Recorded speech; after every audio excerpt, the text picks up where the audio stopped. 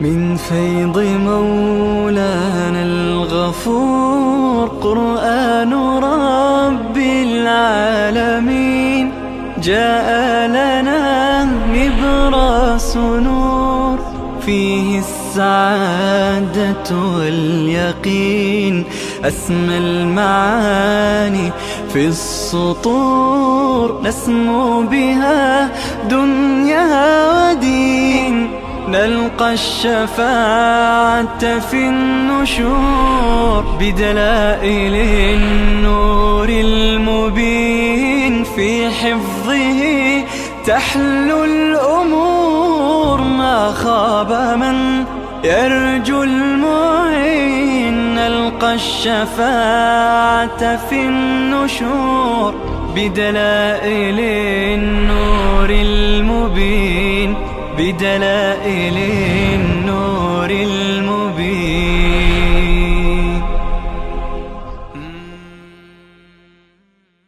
أعوذ بالله من الشيطان الرجيم. بسم الله الرحمن الرحيم. اليوم احل لكم الطیبات. الله می فرماید امروز حلال است برای شما طیبات، مالهای پاکیزه. و طعام الذین اوتوا الکتاب حل لكم، طعام کسانی که کتاب داده شدن حل لكم حلالا برای شما. هنوز از محللات بحث نه. و طعامکم حل لهم، و طعام شما حلال استن برای اونها، یعنی اونها از طعام شما هم میخورن، از خوراکی های شما. ببینید طعام کسانی که اهل کتاب هستند، گرچه اینجا بعضی از فقهای ما قید گذاشتن، شرط گذاشتن که اونها به نام خدا ذبح بکنند، به نام خدا ذبح بکنند. اما در همون زمانی که قرآن نازل شد اهل کتاب اهل شرک بودند. اهل کتاب چی بودند؟ اهل شرک بودند. روی این بسیاری از فقها گفتند که این شرط نیست، فقط ایمان به کتاب آسمانی داشته باشد، چون که ایمان به کتاب آسمانی طبع انسان را سلیم میگرداند، انسان نجسخوار نمیشه. لذا در کتابهای اونها هم شرائعی هست، دستوراتی هست که اونها قطعا اون شرائع را چکار میکنند؟ رعایت میکنند. لذا اینکه حتما با نام خدا و اهل توحید باشند، این شرط را قرآن نگذاشته. قرآن در زمانی گفته طعام اهل کتاب برای شما حلال هستند که در همون زمان قرآن هم میگه وقالت اليهود عزیر ابن الله وقالت النصارى المسیح ابن الله. پس این شرط نیست. اما یک نکته هست که علماء معاصر گفتند که اهل کتاب معاصر بر کتاب خودشان پایبند نیستند. میبینید گاهی در به هر حال بعضی برنامه‌های تلویزیونی که اینها اون اهل کتاب از حقیقی نیستن، اینها ملحدین، نامشون مسیحی یهودیه. اینا در واقع ایمانی به کتاب آسمانی ندارند، اینها تقید ندارند که خودشون را مقید به کتاب بدانند، مقید به ضابطه و به قانون بدانند. اینها به هر حال هر چی که منافعشون ایجاب بکنه خواهند کرد. به این خاطر گفتن اهل کتاب عصر ما از ذبیحهشون چی بشه؟ احتیاط بشه بهتر هست، مگر اینکه جای انسان بدوند که اینها تقید به همین کتاب خودشون دارند. چون که اگر کسی تقید داشته، ولی مسلمانان متاسفانه امروز تقید ندارند. کسی که به کتابش پایبند باشه هیچ وقت بلا تشبیه گوشت سگ را به جای گوشت گوسفند عرضه نمی کند، گوشت الاغ را به جای گوشت شتر نمی فروشد. این یکی از علتهای اصلی که اهل کتاب، چون اهل کتاب تقید دار، لاشخور نیست. اون چی که قانون کتابش هست که بر اساس طبع سلیم است بر او عمل می کند، بر او عمل می کند. ما هم مطمئنیم، به ما هم همونی که خودش درست می داند می دهد. اما وقتی که این مسئله نباشد، اون وقت لازم نیست که انسان از ذبیحش بخوره. والمحصنات من المؤمنات، همچنان زنان پاک دامن حلال است برای شما از مؤمنات. والمحصنات من الذين اوتوا الكتاب، زنان پاک دامن از کسانی که کتاب داده شدن من قبلکم، اهل کتابی که بر دین خودش مقید هست. اذا آتیتموهن، زمانی که شما دادید به آنان اجورهن، مهرشان را، محسنین غیر مصافحین، در حالی که نظر شما چی باشد؟ نیت شما محسنین، هدف شما پاک دامنی باشد، در حالی که شما پاک دامنی را اختیار بکنید. غیر مصافحین را خواندیم که چرا؟ شهوترانی هدفتون نباشد، هدفتون پاک دامنی باشد، فقط شهوترانی ارضاء جنس نباشد، خودمون را تخلیه بکنیم، ارضا بکنیم. غیر مصافحین در چه صورتهای صدق میکند؟ یکی از صورتهای مصافحین زنا هست، العیاذ بالله. زنا کسی میره انجام میده که فقط میخواهد ارضا بکند خودش را و نیاز جنسیش را برآورده بکند. هدف از نکاح این نیست. هدف از نکاح عفت و پاکی هست، پاکی جسم، پاکی چشم، پاکی همه چیز، پاکی خانواده، توالد، تناسل، خیلی فلسفه ها دارد نکاح. اما زنا چیه؟ در زنا ارضا هست، شهوترانی هست و همچنین در نکاح موقت از دیدگاه ما. غیر مصافحین ما میگیم هم رد زنا هست، هم رد نکاحایی که در اونجا هدف شهوترانی هست، برای 2 ساعت، برای 1 شب. هدف چیه؟ 1 شب میخواد خودش را ارضا بکنه، میخواد تخلیه بکنه خودش را، میخواد نیاز جنسیش را برآورده بکنه. الله میفرماید نکاحی باشد که هدف پاک دامنی باشد، غیر مصافحین، شهوترانی نباشد. ولا متخذی اخدان، اینکه اونها را به صورت دوست که رابطه دوستی با اونها داشته باشد، این هم نباشد، به این هدف نباشد، بلکه هدف همون که عرض کردیم. و من یکفر بالایمان فقد حبط عمله، الله می فرماید که هر کسی که به ایمان کفر بکند، یعنی به آنچه که خدای عزوجل از ایمانیات فرستاده، در رأس ایمانیات چیه؟ توحید هست، رسالت هست، معاد هست، این تمام عملش ضایع شده. و هو فی الاخرة من الخاسرین، در آخرت هم از چی هست؟ از خاسرین هست. ببینید اینجا در واقع و من یکفر به ایمان جواب شبهی هست، جواب سوالی هست. سوال اینه که وقتی که ذبیحه اهل کتاب برای ما حلال است، زن اهل کتاب هم برای ما مسلمانان حلال است، پس معلوم میشه که مذهبشون هم مذهب پسندیده ای هست، مذهبشون هم مذهب پسندیده ای هست که خدا میفرماید هم از زنانشون بگیرید، هم چی کنید؟ ذبیحهشون را بخورید. الله میفرماید نه، این جواب سوال مقدر. و من یکفر بالایمان فقد حبط عمله، بحث ایمان جداست. این بحث از کنم که حسن معاشرت در اسلام همیشه بوده و خواهد بود. اسلام دستور داده که ما با همه هم نوعان خودمون، با همه افراد بشر ما ارتباط خوب داشته باشیم. این من جمله از اون قدم های حسنه هست که اسلام برداشته. این به معنی تایید دینشون نیست، به معنی تایید مذهبشون نیست. الله می فرماید و من یکفر بالایمان فقد حبط عمله، به ایمان که ایمانیت اول توحید و رسالت و قیامت، که اینها ایمان ندارند، اون که عملی ندارد، اون دین ندارد. و هو فی الاخرة من الخاسرین، در آخرت از زیانکاران است. خب این در ادامه بحث تحریمات الله، الله تعالی چرا بیان می‌فرماید؟ یکی از امور مصلح، عرض کردم گاهی در میان امور انتظامیه، امور مختلف، احکام، الله تعالی امور مصلحه بیان میفرماید که اینها ممد هستند. مثلا نماز از امور مصلحه است.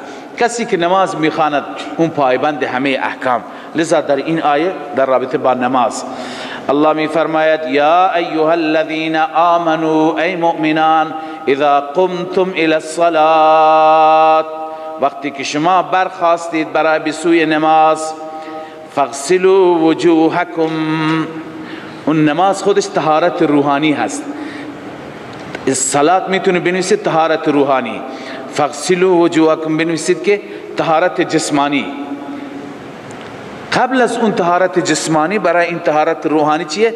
لازم هست. فاغسلوا وجوهکم، چهره تان را شستشو کنید، و ایدیکم، و دستها را، الی المرافق، تا مرافق، همراه با مرافق، وامسحوا برؤوسکم، و سرهایتون را مس کنید، و ارجلکم الی الکعبین، و پاهایتون را بشوید به کعبین.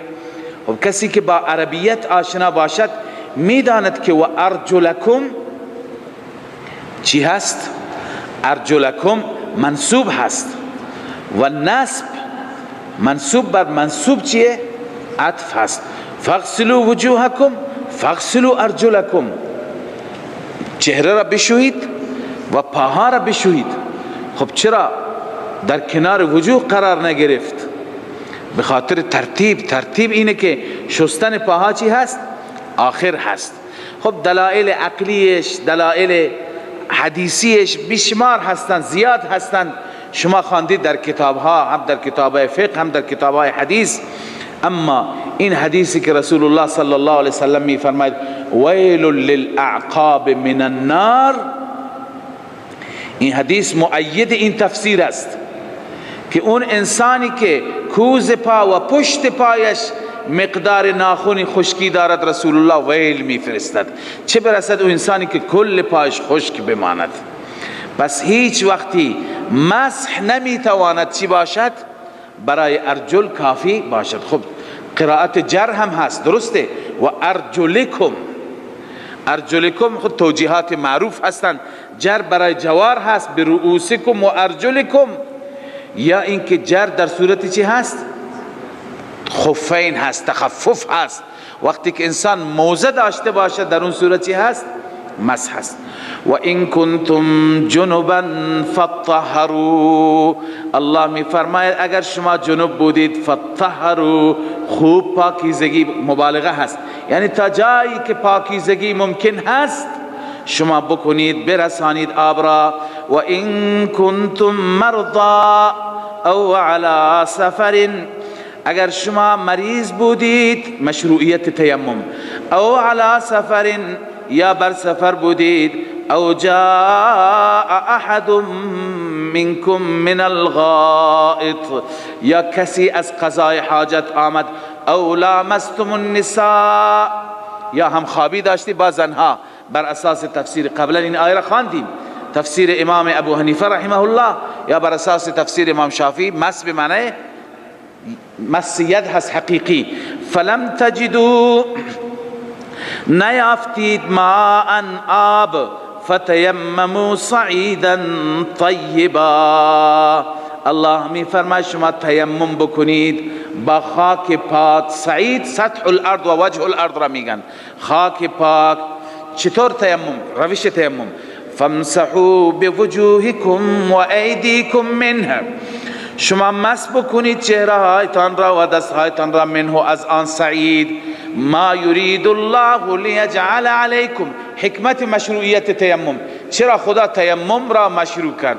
چون که الله نمیخواهد که بر شما حرج بکند، لیجعل علیکم من حرج، قرار بدهد برای شما هیچ نوع حرجی، ولکن یرید لیطهرکم، اما الله میخواهد شما را پاک بگرداند. تأکید تعمیل، خدا میخواهد پاک بگرداند، عمل بکنید به دستور خدا پاک میشید. ولیتم نعمته علیک، و تا اینکه نعمت را الله علیکم بر شما تکمیل بگرداند، لعلکم تشکرون، شاید شما قدردان باشید. ترغیب شکر، شما قدردان باشید، پس شما قدردانی بکنید. قدردانی چیه؟ در مقابل این همه نعمت الله عزوجل خدا را یاد کنید، پیمانش را پایبند باشید. واذکروا نعمت الله علیکم، الله می فرماید یاد کنید نعمت های الله را بر خودتان، و میثاقه الذی، و پیمان الله را الذی واثقکم به، اون پیمانی که خدا با شما بسته. الان خواندیم در اوفو بالعقود، منظور از پیمان قول راجح بعد از اون همه اقوال که خواندیم اینه که تمام شرائع، واجبات و دستورات الهی، اوامر، منهیات، اینها جزء پیمان هستند. اذ قلتم سمعنا و اطعنا، زمانی که شما گفتید به وقت التزام، یعنی وقتی که شما خود را ملزم به این پیمان کردید گفتید سمعنا و اطعنا، سمعنا بار اله ما شنیدیم و اطاعت میکنیم. واتقوا الله، این ترغیب هست به سوی اخلاص.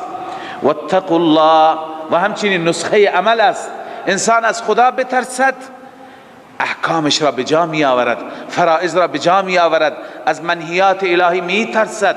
واتقوا الله، فقط و فقط از الله بترسید. چرا؟ علت چیه؟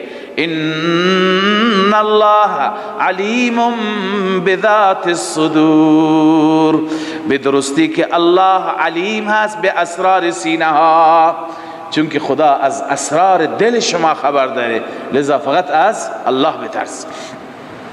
یا ایها الذین آمنوا كونوا قوامین لله، الله عزوجل در اینجا باز هم تأکید می فرماید که شما حقوق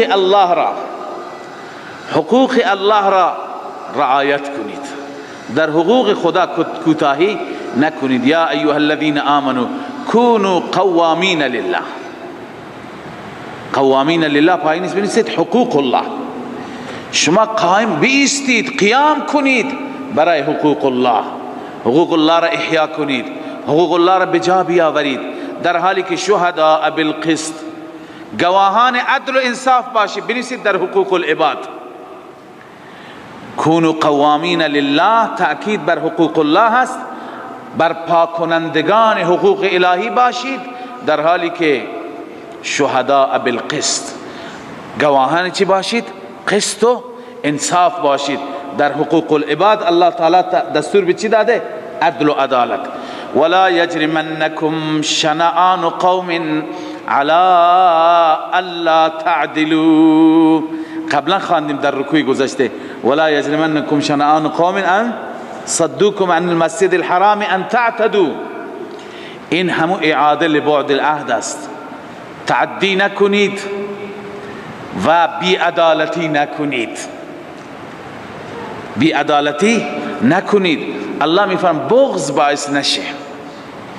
متاسفانه امروز انسانها را تعصب از بین برده. وقتی که تعصب هست، تعصب قومی، تعصب مذهبی، دینی، اون وقت انسانها بقیه انسانها را نادیده میگیرند، صلاحیت هایشون را، ارزش هایشون را نادیده میگیرند. الله عزوجل میفرماید یه وقتی تعصب باعث نشه که شما عدالت را زیر پا بگذارید.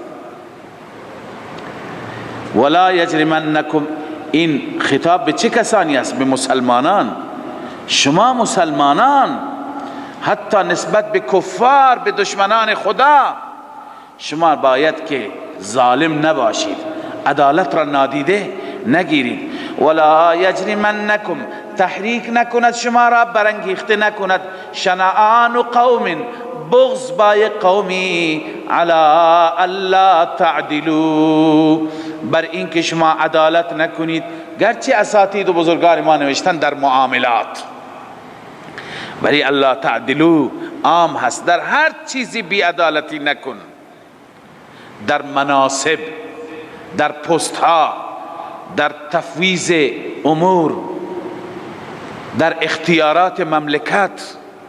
وقتی که میبینی که این اندیشه است مثل اندیشه من نیست، اما صلاحیت دارد، ارزش دارد، تخصص دارد، کارشناس هست، لذا به خاطر تعصب اندیشه، تعصب قومی، تعصب فامیلی، تعصب دینی مذهبی، اون را در حاشیه نزن.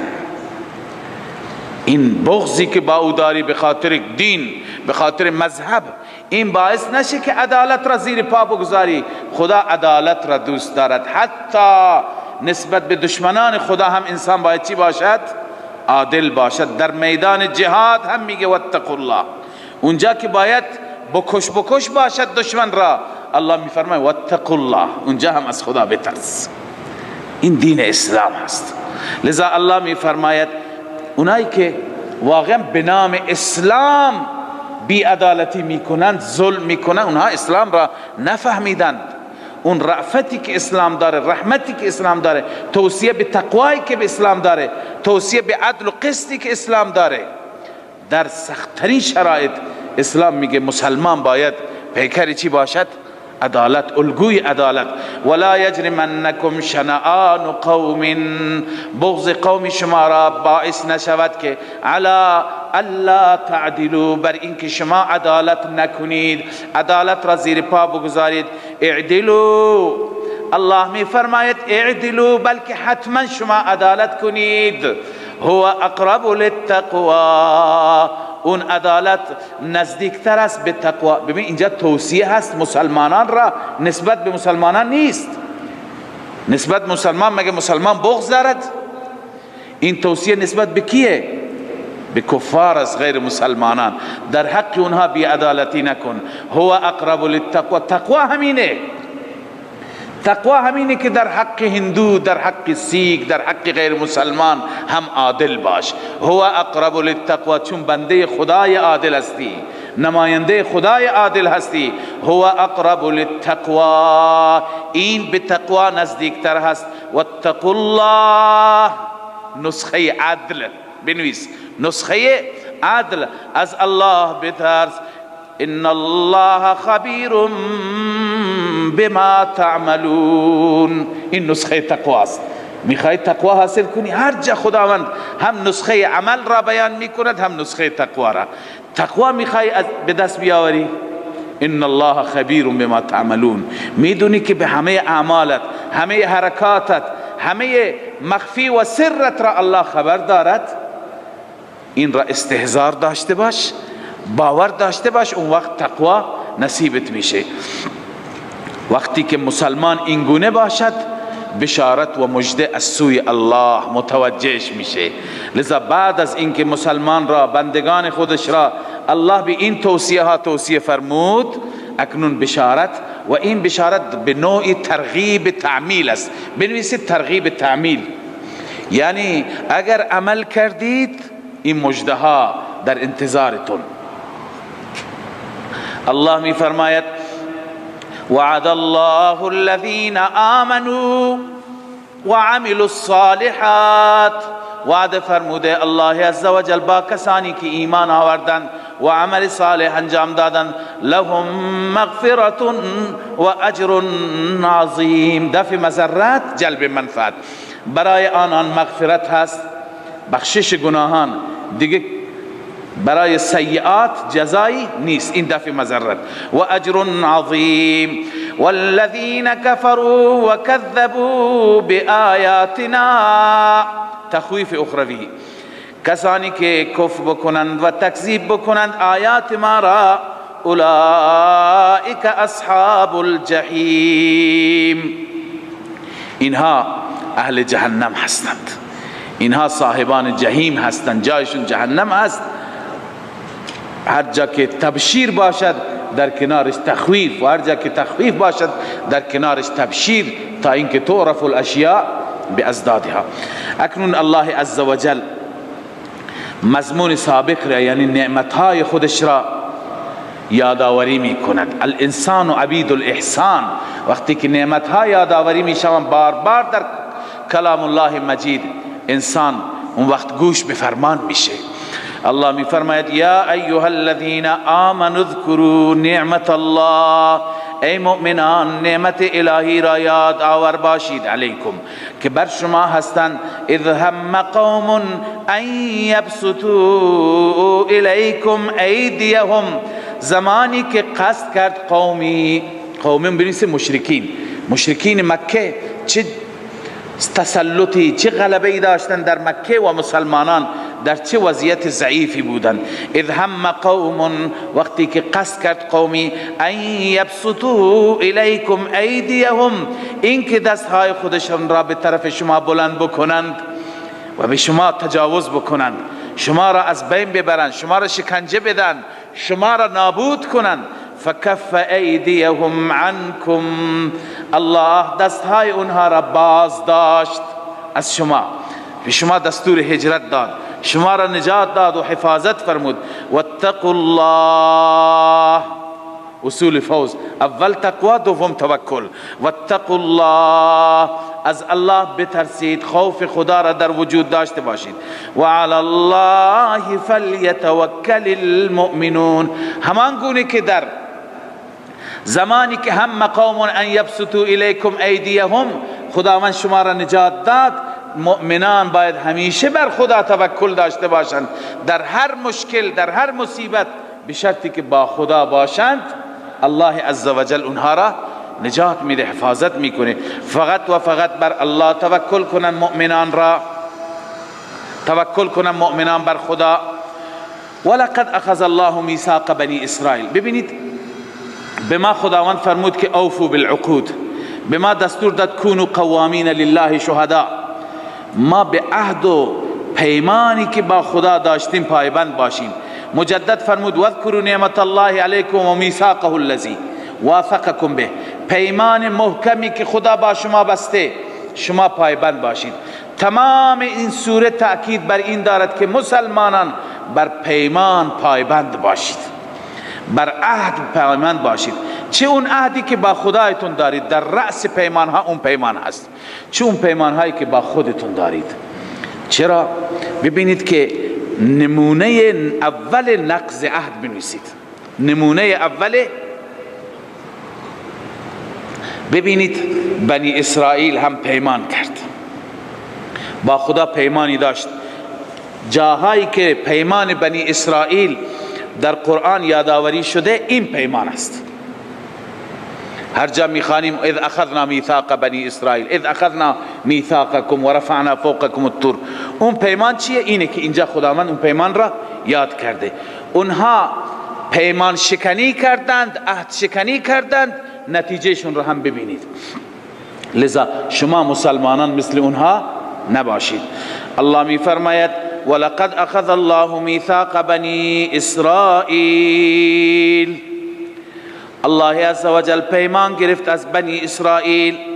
و بعثنا منهم 12 نقیبا، تأکید اول، خداوند بر هر گروهی سرگروهی تعیین کرد.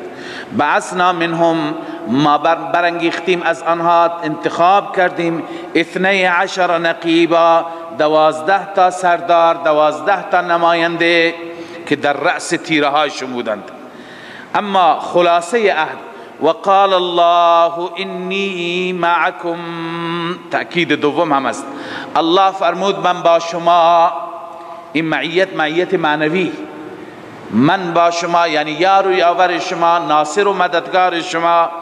اما این پیمانی است که از طرف خداست تعمیل میشه. شما باید چی کنید؟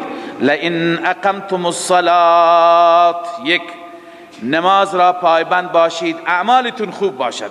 و آتیتم الزکات، زکات پرداخت کنید، اخلاقتون خوب باشه. زکات که انسان میده، زکات نوع همدردی هست، مواسات هست، فقیر را به نوا رسانیدن هست، اینا تمام جز اخلاقیاتند. و آمنتم برسلی، عقاید، عمل، اخلاق، عقیده. و آمنتم برسلی، ایمان بیاورید به رسول من، رسول الله صلی الله علیه وسلم از جمله اون رسول هست. و عزرتموهم، اگر شما ایمان آوردید، اگر شما نماز برپا کردید، اگر شما زکات دادید، و عزرتموهم، اگر شما آنها را یاری رسانیدید، یاری کردید، کمک کردید رسول را، امداد پیغمبران. و اقرضتم الله، اینجا یک نکته توحیدی بازم بگم، اساتید ما می گفتند و عزرتموهم، پیامبران نیاز به کمک شما دارند برای پیشبرد دین. کسی که خودش نیازمند باشد نمیتونه نیاز برطرف بکند. کسی که خودش نیاز به نصرت دارد، نیاز به یاری دارد. من انصاری الی الله، من انصاری الی الله ای فی دین الله. عیسی که بزرگترین پیغمبر است که بیشتر مورد عبادت قرار گرفته، عبادت مشرکان. اینقدر که عیسی را از پیغمبران پرستش میکنن هیچ کسی را نمیکنن، اما خداوند از اون هم یاد میکنه که عیسی هم گفت که ای مسیحیان من انصاری الی الله، کما قال عیسی ابن مریم من انصاری الی الله. پس اینجا هم خداوند میفرماید و عزرتموهم، پیامبران را یاری برسانید. و اقرضتم الله قرضا حسنا، به خدا قرض دادید، قرض حسنه. پس اون اعطیتم الزکات انفاق واجب هست و این انفاق چی هست؟ نفلی هست. به خداوند قرض دادید، اون وظیفه هست. اونجا قرض و حسنه نمیگه، اون وظیفه هست، مسئولیت هست، اما اینجا مازاد بر وظیفه. قرض دادید به خداوند قرض حسنه. الله چیکار میکند؟ در مقابل که گفت انی معکم، این ثمره ایفا از سوی الله است. لأکفرن عنکم سیئاتکم، البته حتما کفاره میکنم سیئات شما را، یعنی جزای سیئات را از بین میبرم. دوم این دفع مضره شد. دوم ولادخلنکم جنات، الله میفرماید حتما شما را داخل میگردانم در جنات، باغاتی که تجری من تحتها الانهار، از زیر کاخها و از زیر ساختمانهایش، از زیر درختان و باغها و بساتینش نهرها جاری است. اما ثمره نقض بنویس فمن کفر بعد ذلك، هر کسی که کفر بکند بعد از این، فقد ضل سواء السبیل، اون انسان گمراه میشه از راه راست. بعضی سواء السبیل را تفسیر کردن العهد، اون عهد و پیمانی که با خدا بسته، اون عهد را گم میکند، اون عهد را فراموش میکند، اون عهد را پشت سر می اندازد. به هر حال این ثمره نقض را خداوند بیان فرمود هر کسی داشته باشد. اما عرض کردیم این یک نمونه خدا میخواد تعریف کنه برای ما. بنی اسرائیل چی کار کردن؟ بنی اسرائیل در عهد شکنی معروفه، در نقض عهد معروف است.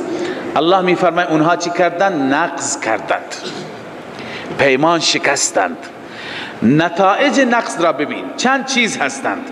یک، لعنت، از رحمت خدا فاصله گرفت، دور شد. دو، قساوت قلبی. سه، تحریف تورات. چهار، نسیان تعلیمات الهی، همه چیز را فراموش کردن. پنج، انحماک فی الخیانت، اصلا خیانت شد شغل دوم. بعد از اون اینها همه به سبب چی شد؟ به نحوست نقض عهد. لذا خداوند به ما مسلمانان گوشزد می کند که ما اگر یک جا خیانت بکنیم این خیانت متعدی میشه. همون که قبلا عرض کردم انسان گاهی یک گناهی انجام میده، پروا و ابا ندارد، این گناه به زعم خودش کوچک است، اما این گناه کم کم میره تا کبائر انسان را میرساند، تا به قتل نفس انسان را میرساند، به کشتن خون انسان ها، به مفاسد دیگر. لذا این گناه متعدی میشه. اونها هم نقض عهد کردند، نقض عهد اونها را به کجا رسوند؟ آخر قتل انبیا کردند. بهترین انسان ها را، انبیاء خدا را چی کردند؟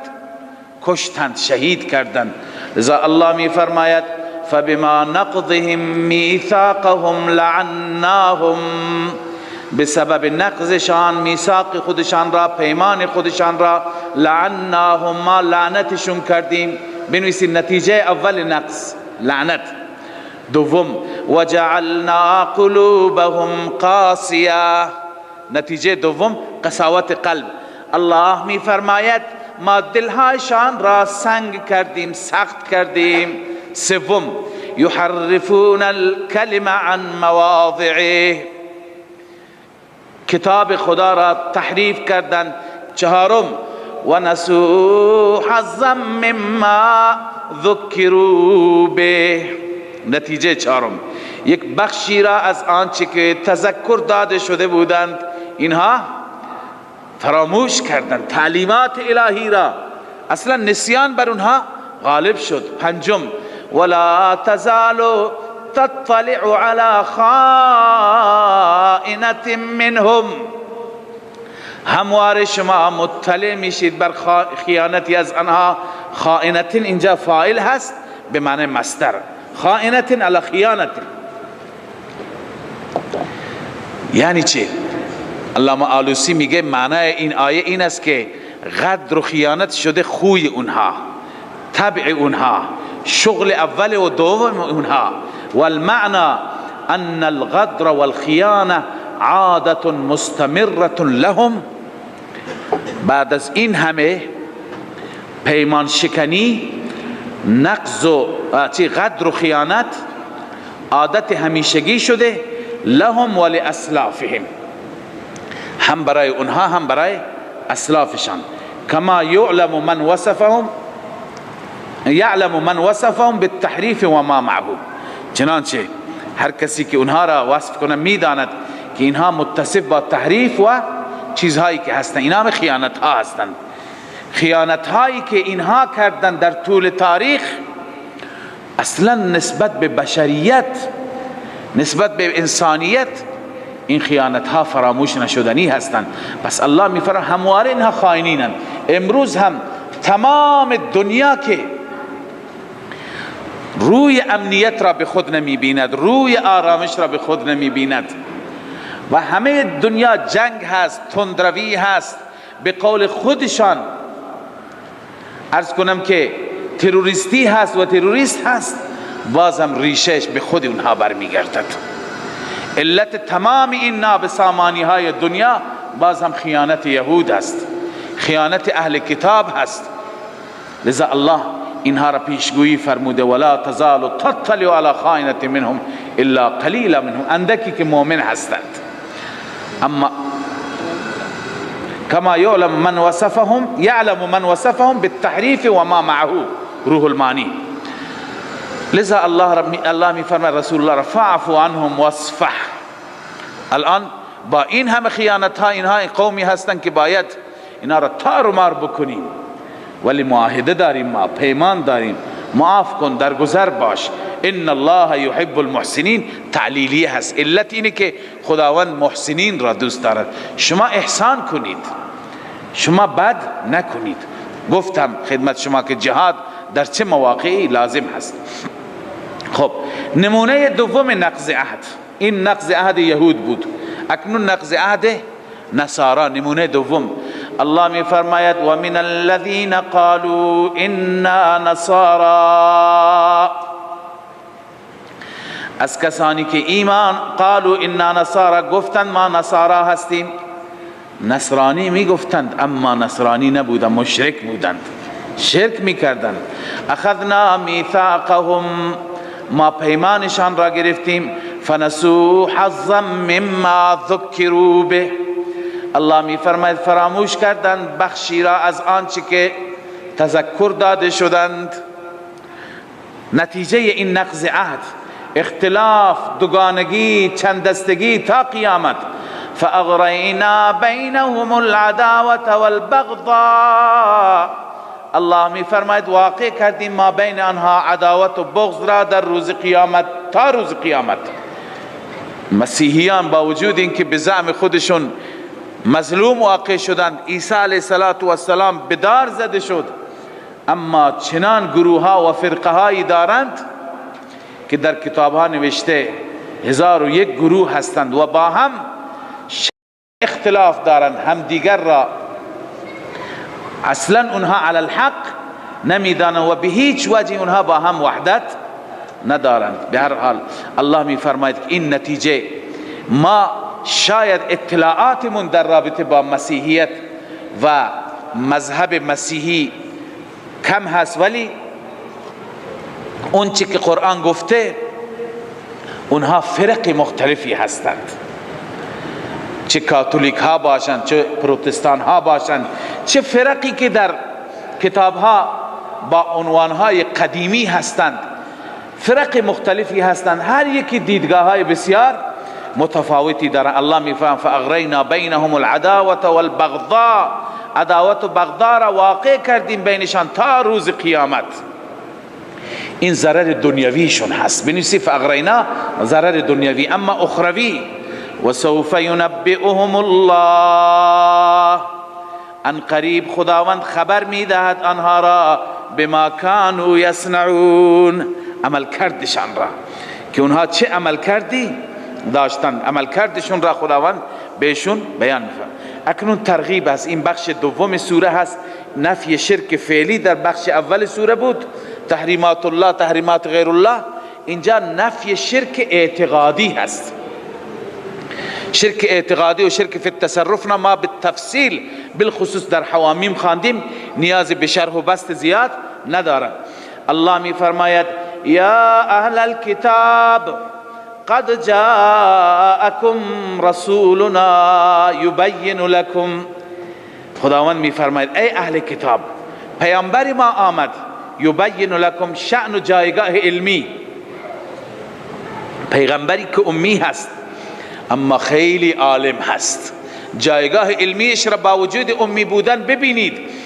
الله می فرماید یبین لکم کثیرا مما کنتم تخفون من الکتاب، بیان می کند بسیاری از آنچه که شما مخفی می کردید از کتاب، خیلی را که شما پوشیده می کردید، کتمان می کردید، تحریف می کردید. پیغمبر میگه اصلش در دین شما چی هست.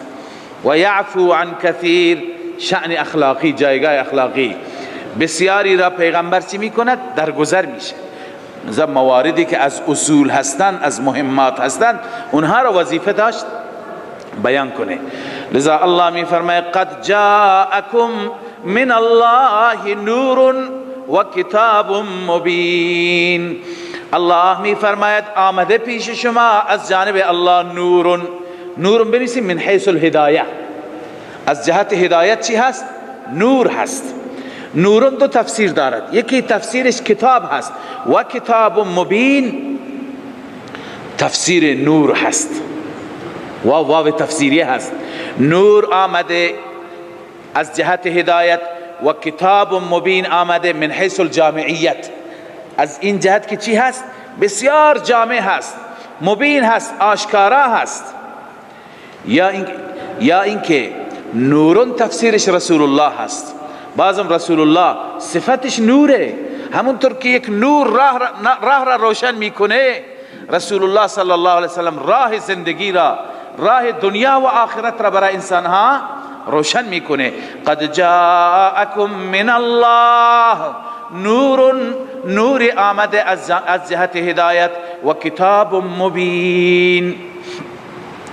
چگونه نوری هست؟ الله میفرماید یهدی به الله، به وسیله این الله راهنمایی میکنه، به وسیله کتاب. من اتبع رضوانه، اون انسانی که پیرو رضای الله باشد، مخلصین مستفیدین من الکتاب. سبل السلام کجا راهنمایی میکند؟ مفعول دوم یهدی، یهدی به متعلق یهدی، لفظ جلاله الله فاعل یهدی. من اتبع رضوانه مفعول اول، الله راهنمایی میکند کی را؟ من اتبع رضوانه.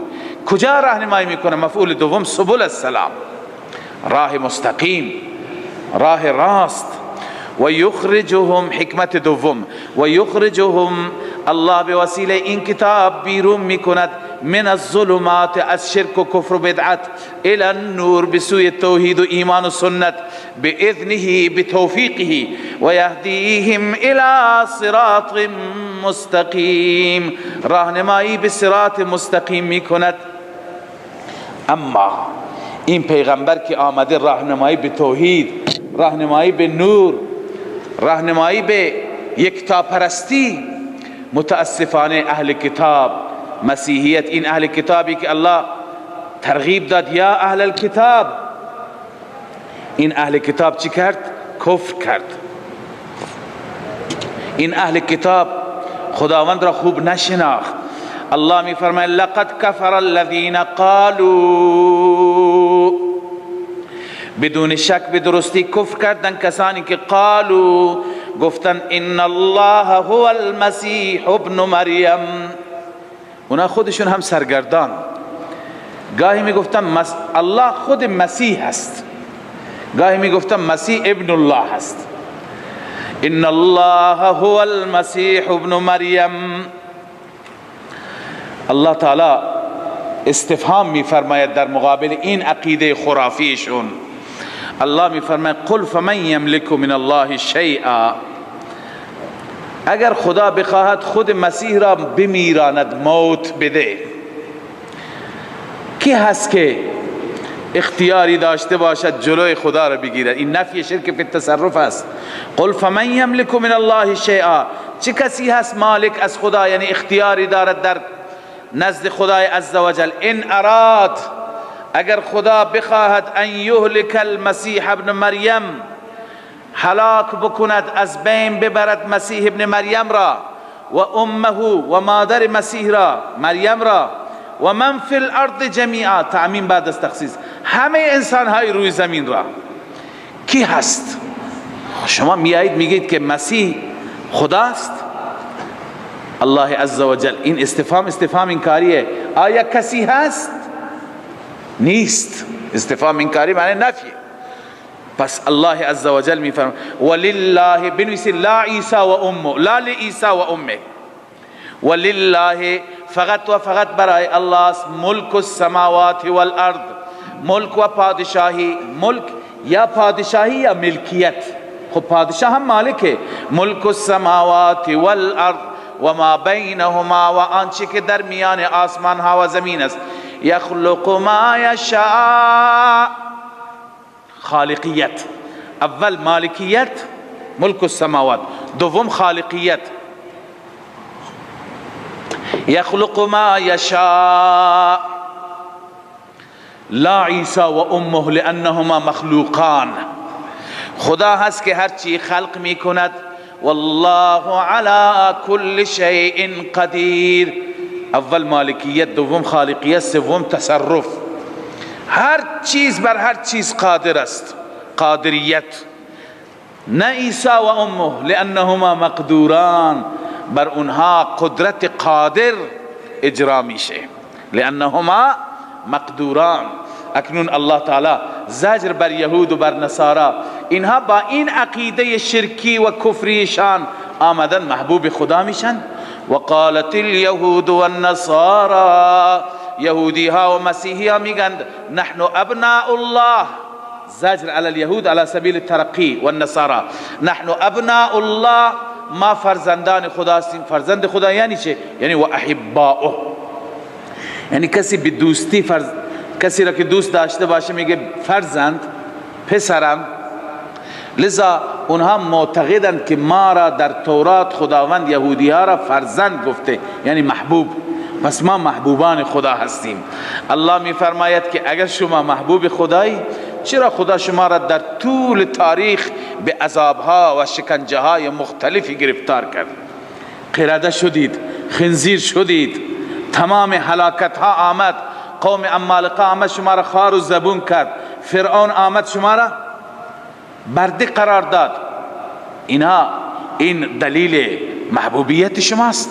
قل فلم یعذبکم بذنوبکم، و باز چرا خداوند در آخرت شما را عذاب میده؟ نخیر، شما امتیازی ندارید. بل انتم بشر ممن خلق، شما بشری هستید از بقیه مخلوقات. یغفر لمن یشاء، الله هر کسی را که بخواهد میبخشد. و یعذب من یشاء، هر کسی را که بخواهد عذاب میده.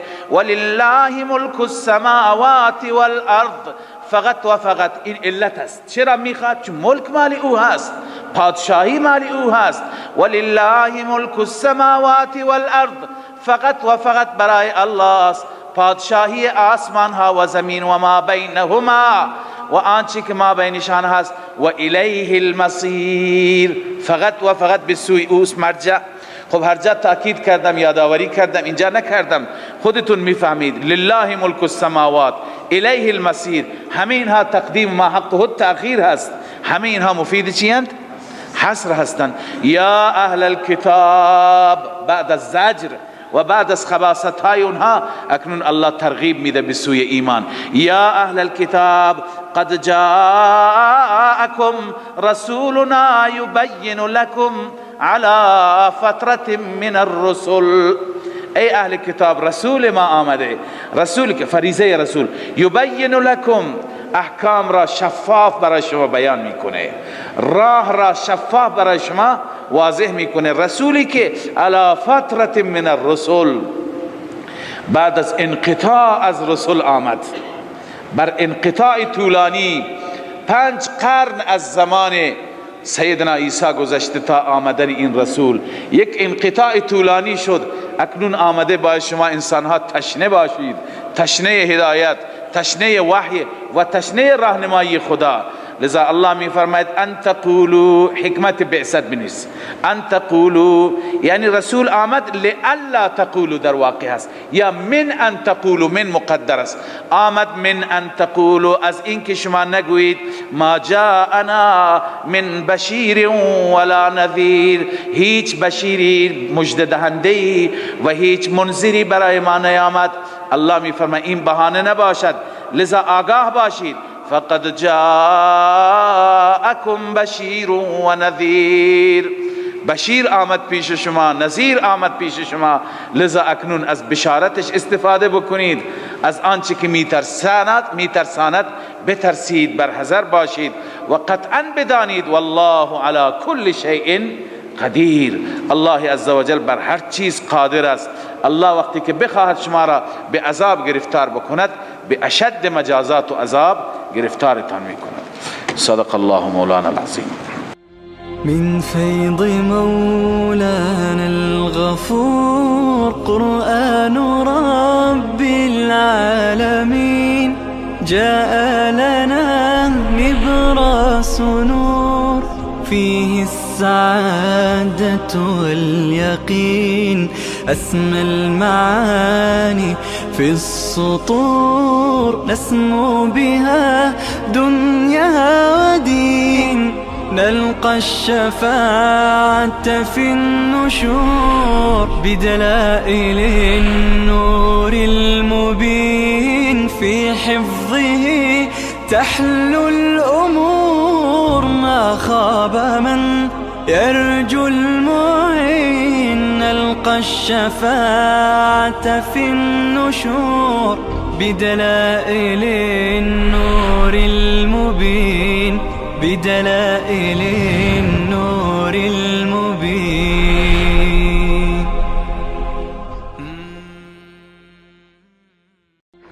من فيض مولانا الغفور قرآن رب العالمين جاء لنا نبراس نور فيه السعادة واليقين